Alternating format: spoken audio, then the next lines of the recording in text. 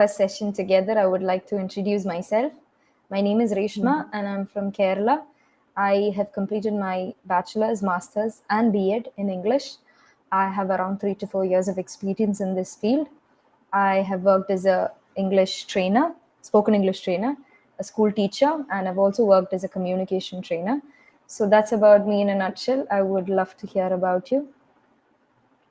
Good evening. My name is Pramila Vijayaran, and I am pursuing my career of teaching English in government schools in Delhi. And it has been like more than 20 years in this profession. And I'm very much passionate about the teaching profession. Yet sometimes I feel it challenging, but of course it is challenging as well as rewarding. Yes. Besides this, I have achieved my professional degree in Bachelor of Education and Masters in Education too, and Masters in English too. Okay. So why And EnglishYaari? just for practice, and I have a YouTube channel to upload the videos on that. Okay, so you have a YouTube channel also. That's Yes. pretty good. Okay. So how is that going? It's going well. So how are you managing everything Gradually, together? see, nowadays I'm having my summer break, summer vacation. Okay. And yes, if you are passionate about something, you can manage everything. You can manage everything. Okay. So you're having your summer vacations now, is it? Yes. It just started off. Usually it starts from 11th of May, but as I take secondary classes, so we need to conduct remedial classes for 10th, 11th, 12th. Okay. So remedial classes, they just over on 31st of May. Okay, it just got over by 31st of May. Okay. Yes. So how long is your vacation? It will be on 27th or 28th June, we are going to rejoin. Okay, that's great. So, but in south part of India, I think most of the schools have reopened, and we have started off school. Yeah, we had around 2 months of vacation. So yeah.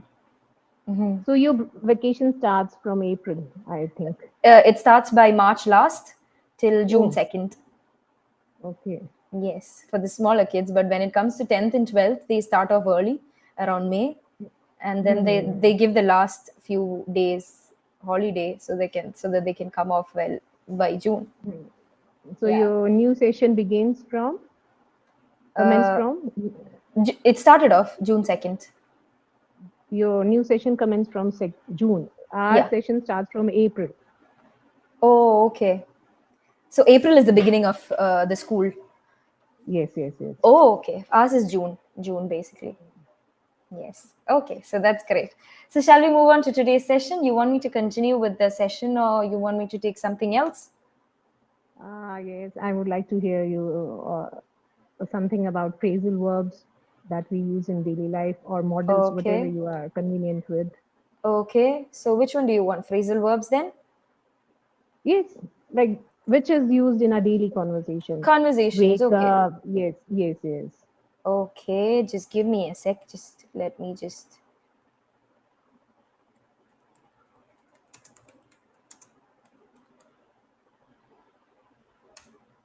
Okay, there's this phrasal verb called put. Have you heard? Yes. We use it for a lot of sentences. For example, put off. Have you heard of the word put off, where you are trying to postpone something? Put off means to postpone something. Yes. So maybe in a sentence, maybe you can use, I have put off my resignation for 2 more days or a month more. So that's the word put off. Then you have put on. That's basically when you wear something. You have clothes or something else, you can use the word. Put on your jacket. Exactly. So maybe, for example, Rahul put on his jacket because it was cold outside, or as it was cold outside, as the weather was becoming more colder. So you can use the word put. Then put out is also the opposite of that, when you want to destroy or close off. Destroy or extinguish. Close off. The fire. Yes, yeah, exactly. So that's what put off is usually used for. Then there's something called put up with. when you have to bear with somebody. There's something, yes, I know. Yes, I put up with the school's principal for the past 4 years. So when you are Hmm. you're telling that I've been through a lot because of this person, so I've been putting up with this person. So And that's put up also means to present in the court, like for legal procedures. Put up your file regarding yeah, this. that is put up. This is put Put up, up with. yes. Yeah, this is put up Okay, with. put up with. Yes, Okay, yes. okay. So put up with is basically when you have to bear somebody, or you have to tolerate somebody. But when it comes to Mm-hmm. just put up, it's basically to put up something. That's the literal meaning. You understood when you put up something. It's basically the Yes, yes. correct meaning of it when you put up something. When you put out something, also that's the same. It's the correct meaning. Now there's something called put down also. That's To basically insult somebody, to disgrace to someone. criticize somebody. When you want to degrade somebody. Yes. Mm-hmm. So that's some of the phrasal verbs that I know when it comes to put up or put I with. was just asking, like, okay, we can discuss models. Like, I want to learn that if I am describing my daily routine or morning Mm-hmm. routine or evening Mm-hmm. routine. So, in Okay. that sense, we use many phrasal verbs. Okay. Wake Like. up, wake up. Mm-hmm. I wakes up generally or usually I wakes up at 11 or 4 or 5. That is like a habitual Then action, right? yes, yes. So when I was just talking. I need to like take out from the conversation some phrasal verb that we generally use in a daily conversation, real okay, conversation. so phrasal verbs that we use in general conversation means, is it like a habitual action kind of thing? It can be. It can be. For example. Uh, like if I'm chopping, cut Mm-hmm. cut down. Cut down means cut down sugar. You should cut down sugar Okay. from your diet. So that means cut down Okay. means decrease. Okay, so it's not something that I am very familiar with, but there are certain things I've gone through it. Maybe when you want to say hurry up all of a sudden. Hurry So up. you Of yeah, course, instead of yes. hurry up, you can use chop chop.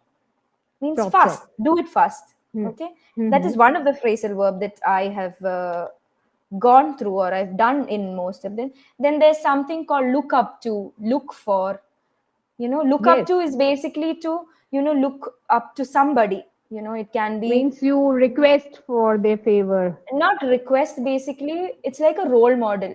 I look up to my Okay. father for most of the things, or I Mm-hmm. look up to my mother for most of the things. So that's actually You are basically somebody dependent you on them. rely on. Yeah, basically Rely on. somebody Yes. you rely on, or you are dependent on Hmm. in some cases. Then again, it's more of put off and put take. Then there's something called Mm-hmm. run out of. Run out When of means you are short of. yes, you're short of something. So these are some of the phrasal verbs that I know. Mm. Then you want to discuss about model verbs. Yes. So Yes. in Yes. that We case, will go over there. could, would, should. Is that what you meant? So how Right? we can use, yes, yes, these only, like these Yes, are auxiliary verbs, we mention it. And it exactly. is used placed before the main verb. Yes, yeah. So it is, these three are basically more of a polite kind of requesting model verbs, where you use to request something, or when you want to be more polite with somebody.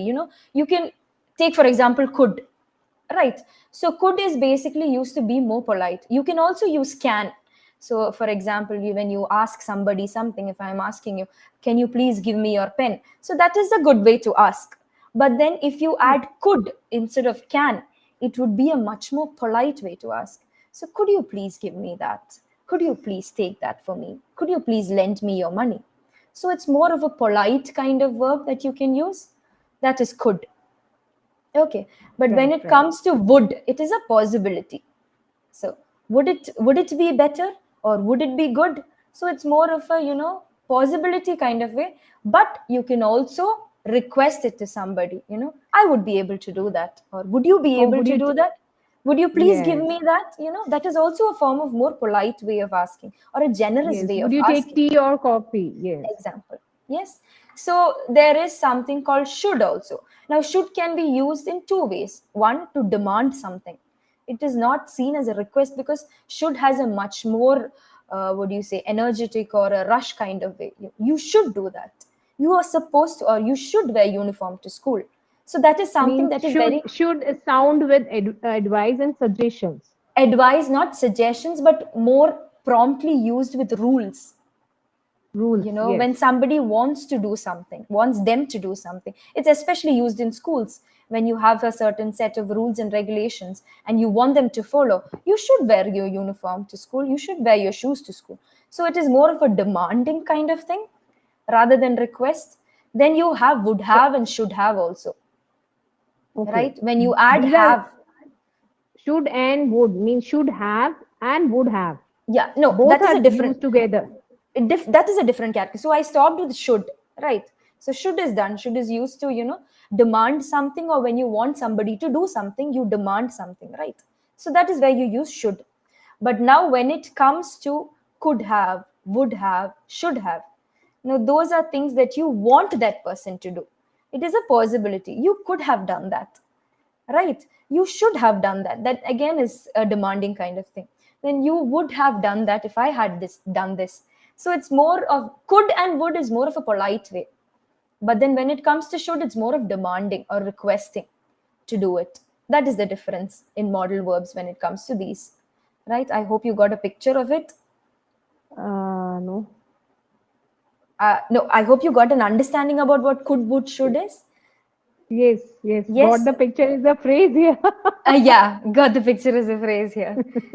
So I was trying to, asking you if you got an understanding about what I'm trying to say. Yes, yes, yes, yes, Yes. So yes. that's the simple part of it.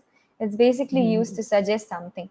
Now, when you want to use the past tense, past tense of will is also seen as would. Hmm. But you have to add have to it. I would So have done how that. we can use this? I would have. Yeah. In what So sense we can use this? yeah. So basically, let me give you an example.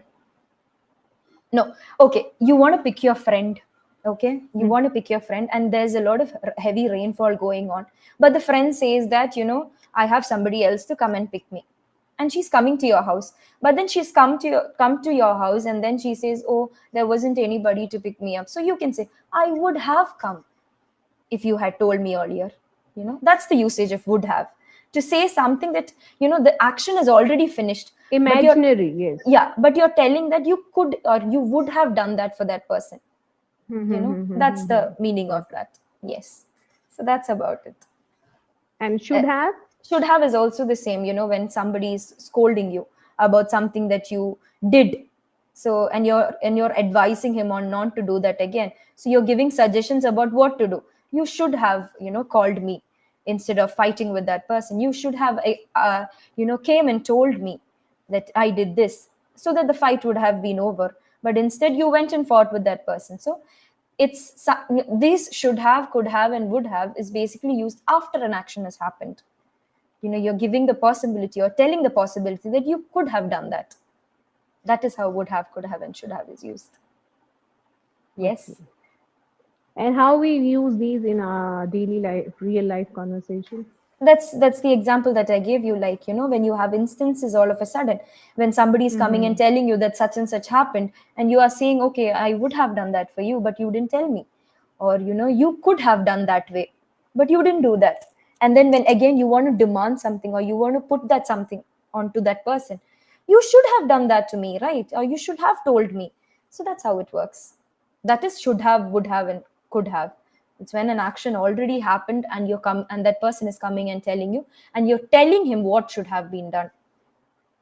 That is would have, could have, and should have.